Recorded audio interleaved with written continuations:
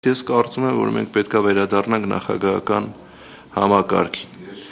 Խորհրդարանական համակարգից պետք է դուրս գալ, վերադառնալ նախագահական ընտրակարգի։ Նախագահական ընտրակարգի վերադառնալուց հետո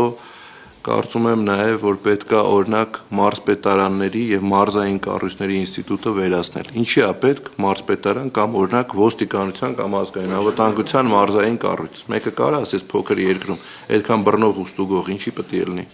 Ինչի համար մարզպետարանի եթե ծախսային հոդվածը նայում ես, ծախսային հոդվածը 98% աշխատավարձը, 2% պահպանման ծախսեր։ Իմաստը ո՞րն է։ Հիմա դրա համար ես որ ասում նախագահական ինստիտուտը պետք է վերականգնվի 4 ուղղություններով հյուսիս, հարավ, արևմուտք, արևելք նշանակվի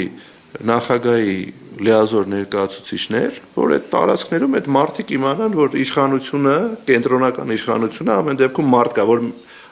էլի օրինակը բերվում է արտիկի վրա, որ արտիկի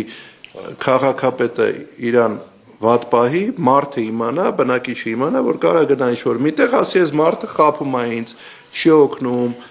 իմ հարցերը չի լուծում, օրենքով վերապահված լիազորությունները չի կատարում։ Ես կարծում եմ դա պետք է սարքենք ծրագրային